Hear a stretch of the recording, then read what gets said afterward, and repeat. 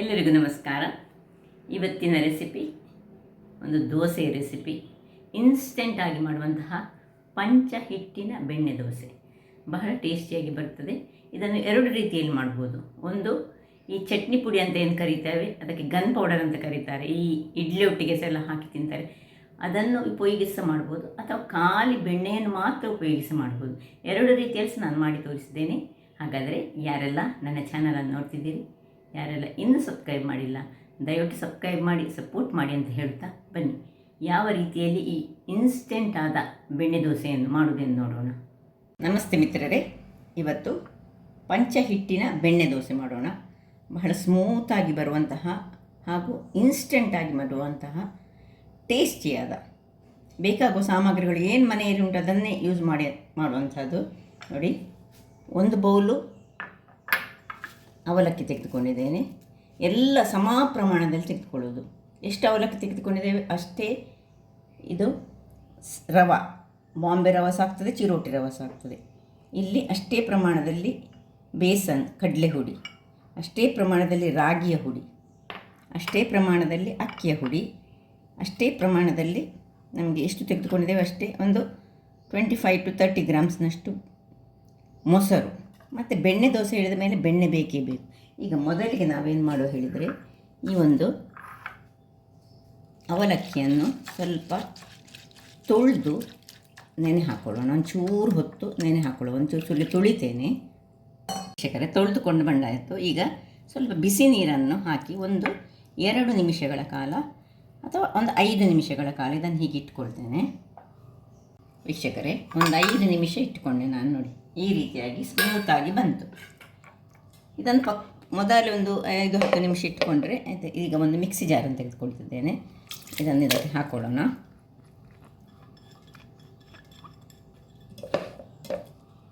ಇನ್ನು ಕಡಲೆಯ ಹುಡಿ ಸೇಮ್ ಎಲ್ಲ ಸಮ ಪ್ರಮಾಣ, ಸಜ್ಜಿಗೆ,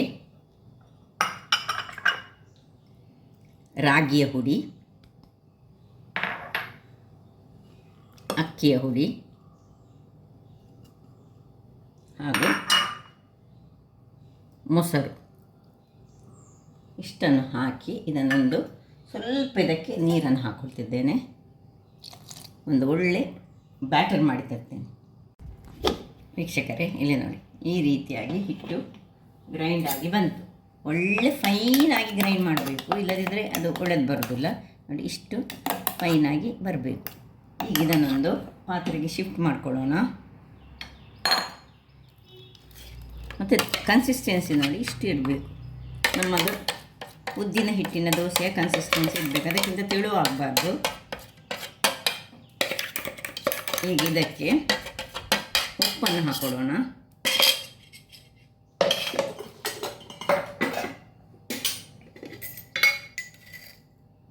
ರುಚಿಗೆ ತಕ್ಕಷ್ಟು ಉಪ್ಪು, ಇನ್ನು 1 ಚಮಚದಷ್ಟು ಸಕ್ಕರೆ ಅಥವಾ ಬೆಲ್ಲ ಸಹ ಹಾಕ್ಕೊಳ್ಬೋದು. ನೀವು ಸಕ್ಕರೆ ಹಾಕ್ಕೊಳ್ತಿದ್ದೇನೆ ನಾನು 1 ಚಮಚ. ಇದನ್ನು ಚೆನ್ನಾಗಿ ಒಮ್ಮೆ ತಿರುಗಿಸ್ಕೊಳ್ಳೋಣ. ಉಪ್ಪು ನೋಡಿಕೊಂಡು ಹಾಕಿ. ಕನ್ಸಿಸ್ಟೆನ್ಸಿ ಈ ರೀತಿ ಬರಬೇಕು. ನಾವು ಸ್ವಲ್ಪ ದಪ್ಪದಲ್ಲೇ ಇರಬೇಕು, ತೆಳುವಾಗಬಾರ್ದು. ಈಗ ಕೊನೆಯಲ್ಲಿ ಇದಕ್ಕೆ 1 ಚಮಚದಷ್ಟು ಈನೋವನ್ನು ಹಾಕ್ಕೊಳ್ತಿದ್ದೇನೆ. ಇನ್ಸ್ಟೆಂಟಾಗಿ ಮಾಡೋದ್ರಿಂದಾಗಿ ಈನೋ ಬೇಕಾಗ್ತದೆ. ಸ್ವಲ್ಪ ಈನೋ ಹಾಕಿ ಇದನ್ನು ಈ ರೀತಿ ತಿರುಗಿಸಿ 1 ನಿಮಿಷ ಇದನ್ನು ಮುಚ್ಚಳವನ್ನು ಮುಚ್ಚಿಕೊಂಡು ಹೀಗೆ ತಿರುಗಿಸಿ ಒಂದು 5 ನಿಮಿಷ ಇಟ್ಕೊಳ್ಳೋಣ. ಅಷ್ಟೊತ್ತಿಗೆ ನಾವು ಕಾವಲಿಯನ್ನು ಇಟ್ಕೊಳ್ಳೋಣ. ಕಾವಲಿ ಬಿಸಿಯಾಗಲಿ. ವೀಕ್ಷಕರೇ, ಕಾವಲಿ ಬಿಸಿಯಾಯಿತು. ಈಗ ಇಲ್ಲಿ ಒಳ್ಳೆ ಈನೋ ಹಾಕಿದ್ರಿಂದಾಗಿ ಒಳ್ಳೆ ಉಬ್ಬಿಸ ಬಂದಿದೆ. ಈಗ 1 ಸೌಟಿನಷ್ಟು ನಾವು ತೆಗೆದುಕೊಳ್ಳೋದು. ಈ ರೀತಿ ಸ್ವಲ್ಪ ಹದವಾಗಿ ನೋಡಿ, ಒಳ್ಳೆ ಕಣ್ಣು ಬರ್ತದೆ. ಹೇಗೆ ಏನೋ ಹಾಕಿದ್ದೇವೆ. ಇದನ್ನು ಮುಚ್ಚಳವನ್ನು ಮುಚ್ಚಿಕೊಂಡು ಇದು ಒಳ್ಳೆ ಸರಿ ಕಣ್ಣು ಬರಲಿ. ಆಮೇಲೆ ಬೆಣ್ಣೆಯನ್ನು ನಾವು ಈಗ ಹಾಕೊಳ್ಳೋಣ. ಸೊ ಮುಚ್ಚಳವನ್ನು ಮುಚ್ಚಿಕೊಳ್ತಿದ್ದೇನೆ. ವೀಕ್ಷಕರೇ, ಇಲ್ಲಿ ನೋಡಿ ಏನು ಚೆನ್ನಾಗಿ ಬಂತು ನೋಡಿ. ಈಗ ಇದರ ಮೇಲೆ ನಾವು ಬೆಣ್ಣೆಯನ್ನು, ಎಷ್ಟು ಬೆಣ್ಣೆ ಬೇಕು ನಿಮಗೆ ಅಷ್ಟು ಬೆಣ್ಣೆಯನ್ನು ಹಾಕ್ಕೊಂಡ್ರೆ ಆಯಿತು. ಸ್ಪೂನಲ್ಲಿ ಹಾಕೊಳ್ಳೋಣ.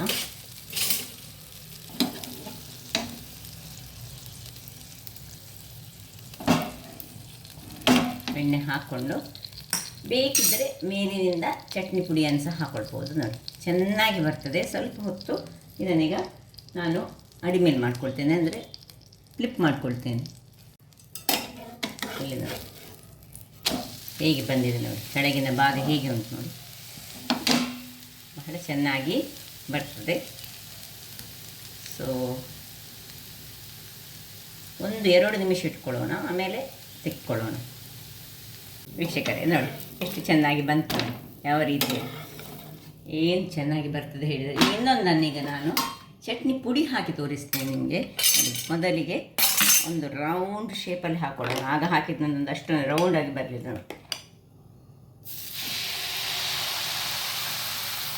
ಒಂದು ಮತ್ತು ಚೂರು ಹಾಕೊಳ್ತಿದ್ದೇನೆ.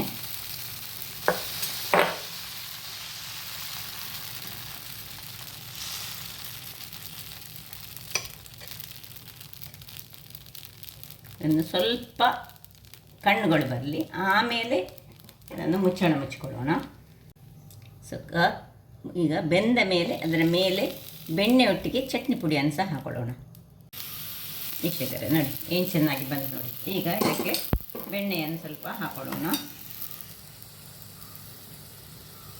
ಸೊ ಬೆಣ್ಣೆಯನ್ನು ಈ ರೀತಿಯಲ್ಲಿ ಮೇಲಿನಿಂದ ಹಾಕ್ಕೊಂಡು ಇನ್ನು ಇದರ ಮೇಲೆ ಚಟ್ನಿ ಪುಡಿ. ಸೊ ನಮಗೆ ತುಂಬ ಚಟ್ನಿ ಪುಡಿ ಬೇಡ, ನೀವು ಎಷ್ಟು ನಿಮಗೆ ಬೇಕು ಅಷ್ಟು ಚಟ್ನಿ ಪುಡಿಯನ್ನು, ಗನ್ ಪೌಡರ್ ಅಂತ ಕರೀತಾರಲ್ಲ ಅದನ್ನು ಹಾಕ್ಕೊಳ್ಬೋದು.